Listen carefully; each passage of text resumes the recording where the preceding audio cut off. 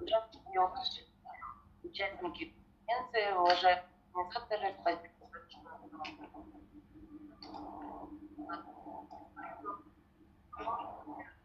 Сразу перейдем к делу. Хочу сказать, действительно, можно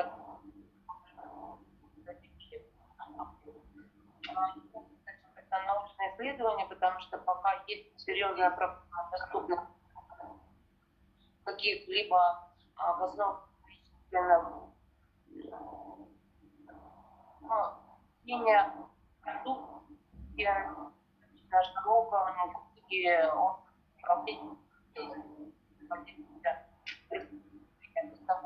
поэтому здесь все-таки управление ГСЗ этой оценки.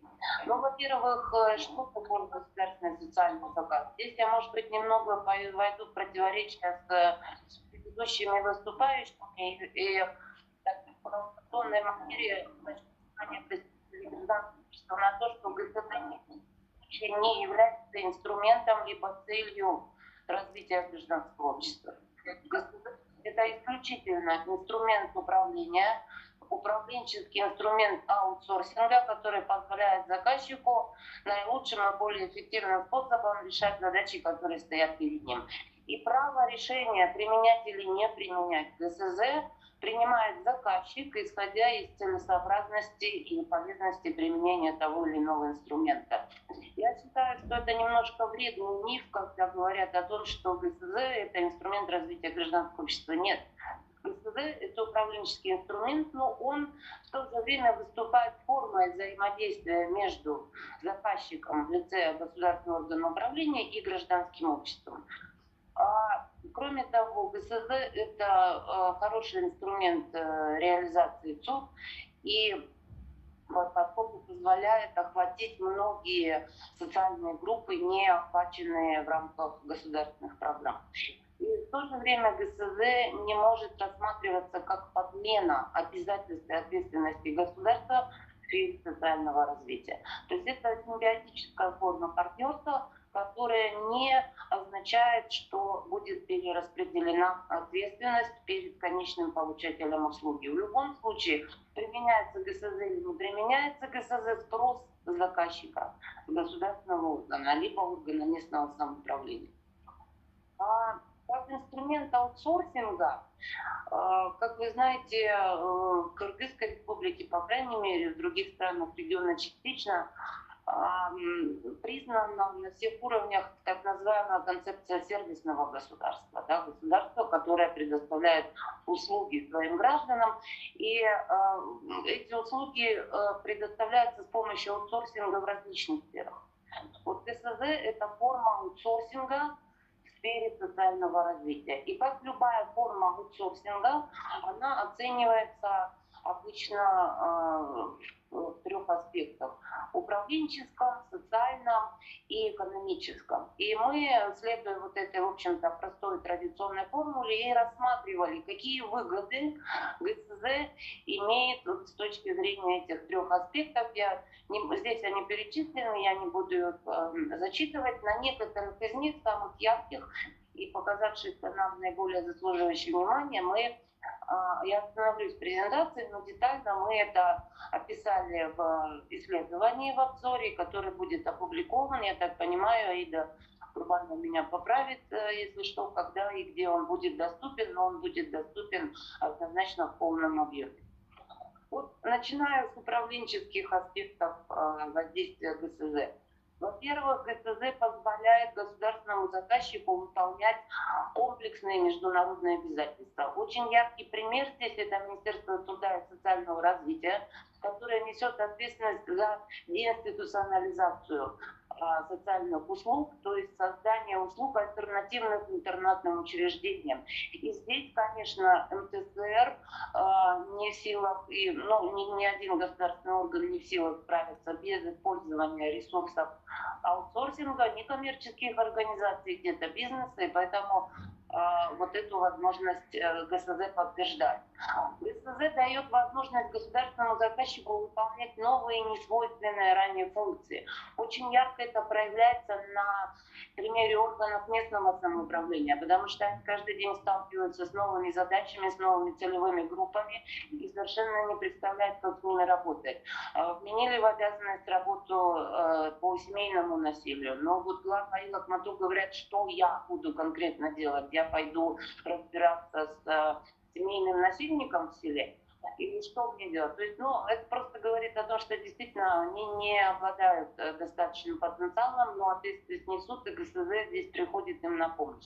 Работает с детьми мигрантов. Тоже проблема свалилась на плечи органов местного самоуправления. Что с ними делать, совершенно непонятно. И вот мы видим примеры в Аше, в Каракуликах, мэрии, через ГСЗ, через сотрудничество с НКО находят возможности решения этих проблем.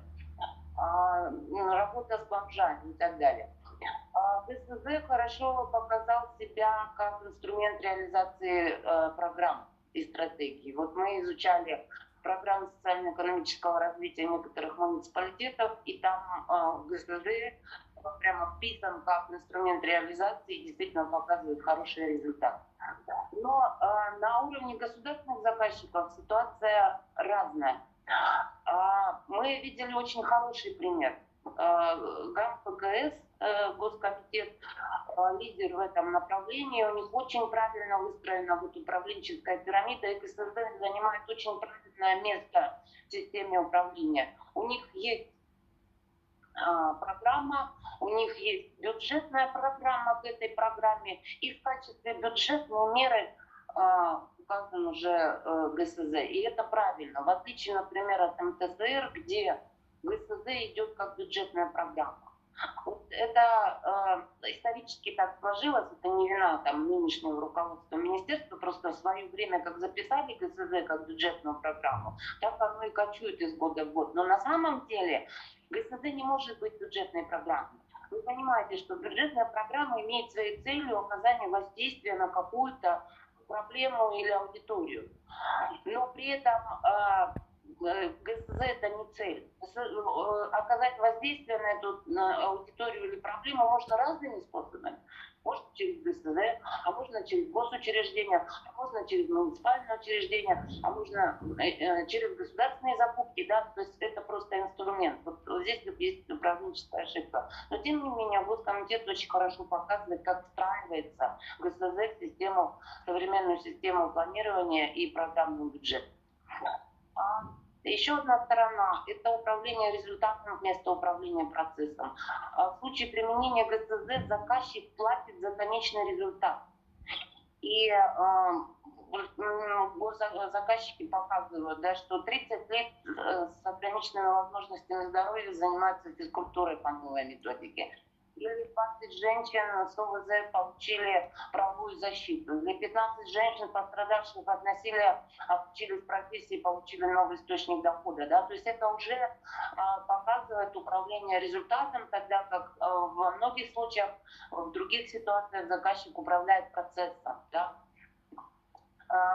Но здесь мы обнаружили существенный пробел, который заключается в том, что очень часто пока заказчики не привязывают результаты ГСЗ к своим запланированным программным результатам деятельности всего ведомства.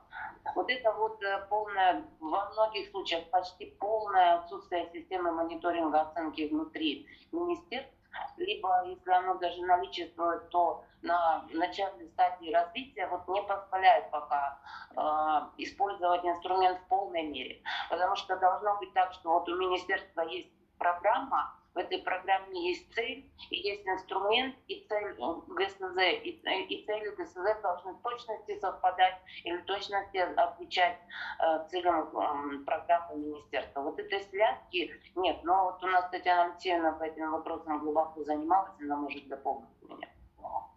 Восполнение кадровых технических пробелов и решение неспецифических задач. Вот очень много уже я сегодня говорила, не может ни министерство, ни орган местного самоуправления иметь всех специалистов, или, как это было в Советском Союзе, иметь десятки бюджетных учреждений, которые будут оказывать самые разнообразные услуги. Вот ГСЗ позволяет эту проблему решать, привлекать специфических специалистов, в том числе на уровне органов местного самоуправления, психологов, специалистов по семейному насилию, юристов и так далее. Или на примере Министерства здравоохранения, где тоже есть очень специфические задачи, такие как пропаганда против ВИЧ-СПИД, противодействие им, условия анонимности и так далее, где невозможно министерству в полном мере свободно действовать. Социальный аспект. Ну, это сильная сторона тоже применения ГСЗ, и сам первый момент это инновации и охват исключенных. Но здесь аудитория в основном хорошо знакома с историей, смыслом существования некоммерческого сектора. Я думаю, не нужно убеждать присутствующих в том, что НКО быстрее осваивают и применяют социальные инновации. И госзаказчики через партнерство с НКО получают возможность также быстрее и эффективнее внедрять социальные инновации.